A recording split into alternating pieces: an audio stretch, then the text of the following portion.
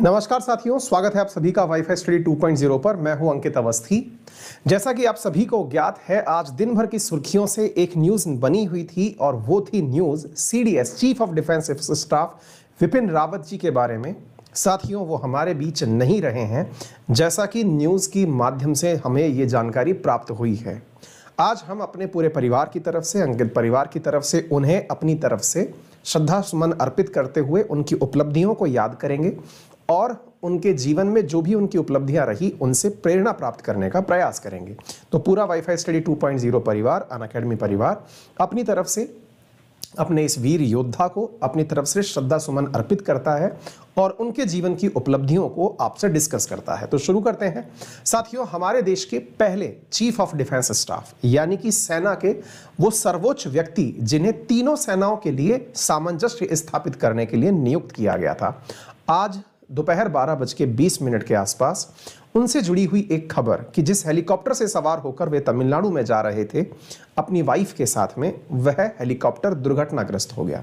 दिन भर की विभिन्न अखबारों की सुर्खियों में यह घटना काफी ज्यादा हाईलाइट होना शुरू हुई और हम दिन भर उनकी ही इस चिंता में थे कि वे अंत तक सुरक्षित निकलें, क्योंकि अखबारों के माध्यम से या न्यूज़पेपर पत्रिकाओं के माध्यम से यह कंफर्म नहीं हो पा रहा था कि उनकी वास्तविक स्थिति क्या है।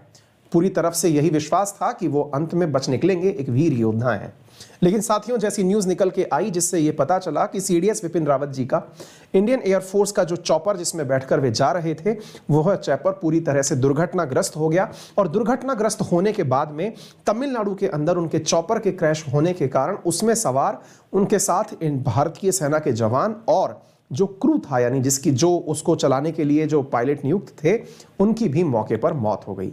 पूरी तरह से आज हमारा अंकित परिवार और वाईफाई स्टडी और अनअकैडमी अपने इस सैनिक को, जो कि भारत के सर्वोच्च सेना के अधिकारी थे, आखिरी salute CDS general Vipin Rawat को श्रद्धा सुमन के रूप में अर्पित करती है।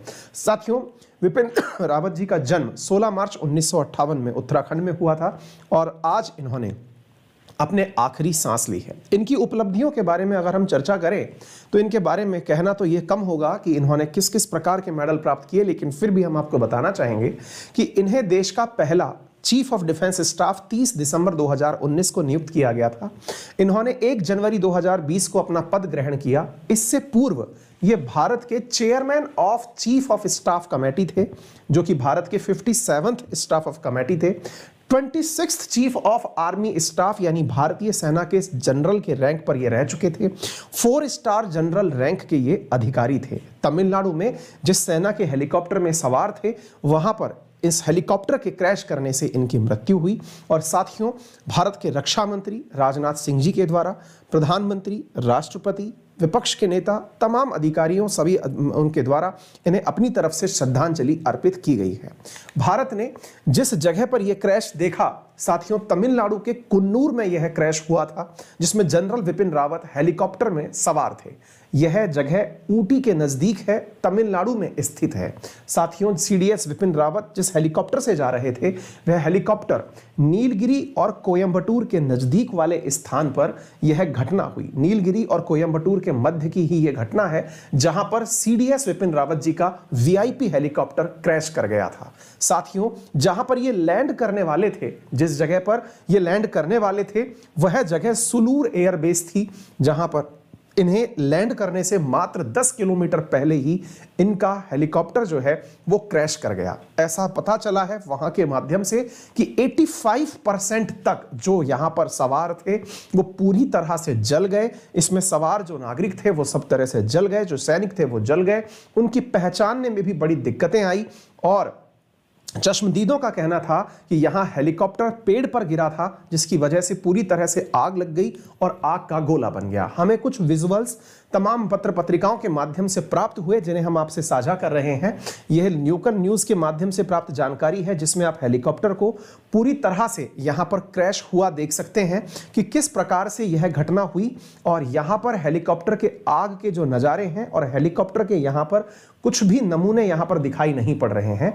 आप यहां पर देख सकते हैं कि किस प्रकार से पेड़ों के बीच में एक हेलीकॉप्टर आग का गोला बन के जल रहा है, जिसके यहां पर साक्ष्य भी उपस्थित नहीं है।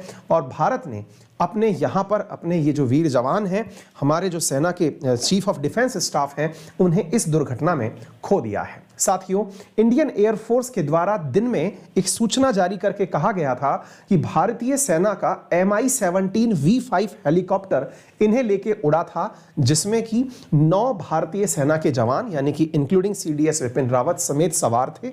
लेकिन उसके बाद में ये घटनाएं इंडियन एयरफोर्स के द्वारा कंफर्म की जाती रही और कंफर्म की गई लेटेस्ट खबर जो 6:03 पर कवर की गई, जिसमें इंडियन एयरफोर्स के द्वारा यह कहा गया कि with deep regret it has now been ascertained that General Bipin Rawat, Mrs Madhulika Rawat and 11 और लोग जो उनके साथ थे वो अनफॉर्चुनेट एक्सीडेंट के अंदर डेथ को प्राप्त हुए हैं। हेलीकॉप्टर में विपिन रावत अपनी पत्नी के साथ में सवार थे, जिसके आप विजुअल्स यहां पर देख सकते हैं कि कितना भयानक यह दृश्य रहा होगा। साथियों, आज हम इनके बारे में चर्चा करते हुए जानने का प्रयास करते हैं कि ये वो थे जिन्होंने उसी बटालियन में उसी जगह पर नियुक्ति प्राप्त करी, उसी यूनिट में नियुक्ति प्राप्त करी थी जहां इनके पिता नौकरी किया करते थे। यानी कि पिता और पुत्र दोनों एक ही यूनिट में नौकरी किए थे, यानी कि नियुक्ति पाए थे। साथियों, भारत में विपिन रावत जी के बारे में जो बातें हैं वो मैं आपको यहां से बताना चाहूंगा। साथियों, इनका जन्म उत्तराखंड के पौड़ी गढ़वाल जिले में चौहान राजपूत परिवार में 16 मार्च 1958 को हुआ।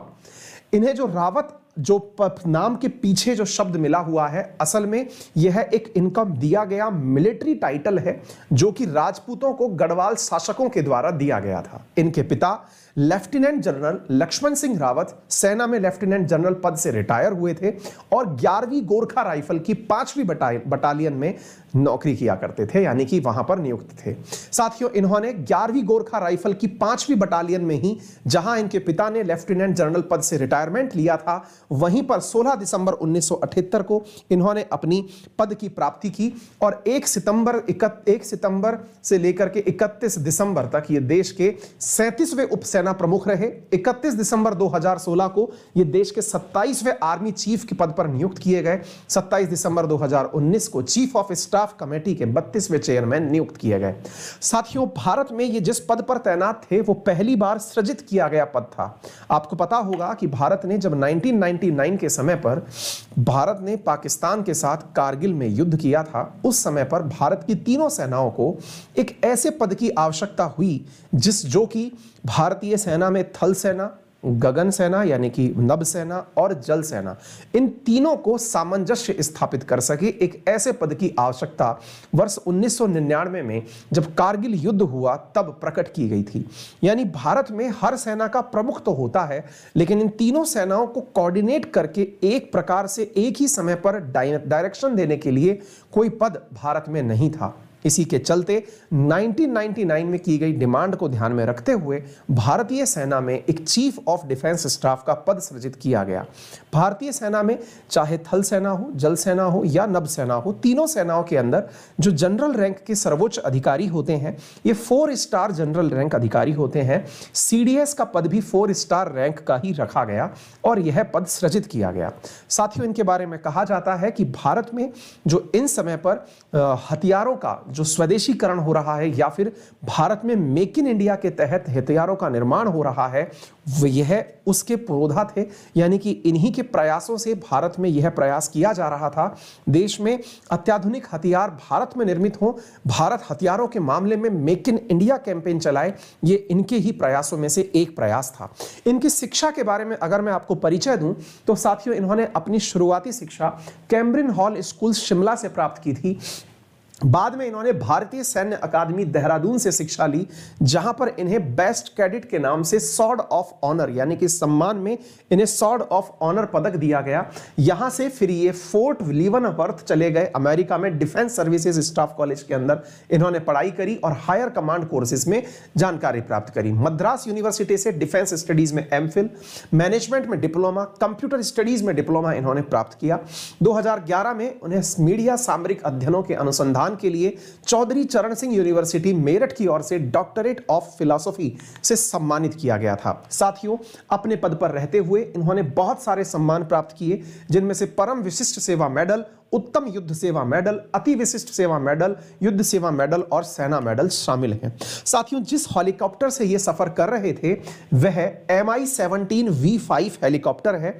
यह भारत को रूस से प्राप्त हुआ है। इसमें देश के प्रधानमंत्री भी यात्रा किया करते हैं। अब बात करते हैं इस हेलीकॉप्टर की जिसमें CDS विपिन रावत सफर कर रहे थे। साथियों, यह हेलीकॉप्टर Mi-17 V5 हेलीकॉप्टर है। यह हेलीकॉप्टर भारतीय सेना में इंडक्ट किया गया। भारतीय सेना को यह 2011 में मिला, यानी इंडियन एयरफोर्स जो है, भारतीय जो एयरफोर्स है उसे यह 2011 में रशिया से प्राप्त हुआ था। यह एक एडवांस हेलीकॉप्टर है जिसे दुनिया में अभी तक 60 से अधिक देश रशिया से प्राप्त करके उपयोग में लेते हैं। यह सबसे एडवांस हेलीकॉप्टर्स में से एक हेलीकॉप्टर माना जाता है जिसमें twin engine multipurpose and upgraded version उपस्थित है। साथियों, एनवायरमेंट परफॉर्मेंस के मामले में इसे ऑलरेडी अप्रूवल मिल चुका है। यह न केवल सैनिकों के ले जाने में बल्कि वजन उठाने के लिए भी एक कारगर हेलीकॉप्टर माना जाता है। यह हेलीकॉप्टर कार्गो ट्रांसपोर्ट के लिए भी बहुत इंपॉर्टेंट है। एक साथ 3 कर्मचारियों को चलाने वाले क्रू को यह अपने साथ रखते हुए 36 लोगों को सफर करा सकता है। रूस के साथ भारत ने 1.3 बिलियन में इस हेलीकॉप्टर को प्राप्त किया था। कहते हैं कि यह हेलीकॉप्टर न केवल यात्रा के लिए, यानी कि सैनिकों को एक जगह से दूसरी जगह ले जाने के लिए, अपितु घायलों को बचाने और अटैक करने में भी काम में लिया जा सकता है। इसमें मशीन गन के साथ साथ 23 mm की machine gun, S-8 rocket, Saturn V missile आदि हथियार इसमें एनी टाइम लोडेड रहते हैं। यह Mi-17 जो है ये 8 मीटर प्रति सेकंड की रफ्तार से ऊंचाई पर जा सकता है, 250 किलोमीटर प्रति घंटे की रफ्तार से उड़ सकता है, 580 किलोमीटर की स्टैंडर्ड रेंज में यह सफर कर सकता है, अधिकतम 6 किलोमीटर की ऊंचाई पर यह उड़ सकता है और 13,000 किलोग्राम तक यह वजन साझा कर सकता है, यानी ले सकता है। अर्थात यह कहना कि यह हेलीकॉप्टर की खराबी या फिर कोई ऐसी दुर्घटना थी, इस पर प्रश्न चिन्ह लगाना ये तो जांच के बाद ही पता चलेगा। लेकिन जिस हेलीकॉप्टर में आप सफर कर रहे थे वह भारत का एक अति उन्नत किस्म का हेलीकॉप्टर है, लेकिन दुर्घटना होनी थी और वो इनके साथ हुई और भारत के लिए एक बहुत ही दुर्भाग्यशाली क्षण साबित हुआ। हम अपने पूरे अंकित परिवार अनअकैडमी वाईफाई स्टडी 2.0 की तरफ से अपने इन वीर योद्धा को, सभी जो यहाँ पर सवार यात्री थे, साथ में सवार जितने भी सैनिक थे, क्रू स्टाफ था, CDS विपिन रावत जी थे, इन सबको अपनी तरफ से अश्रुपूरित श्रद्धांजलि अर्पित करते हैं। ईश्वर अपने श्री चरणों में इन्हें स्थान प्रदान करे और देश के लिए जो इन्होंने गौरवमयी भविष्य सोचा उसके लिए प्राप्ति की राह प्रशस्त करे। धन्यवाद।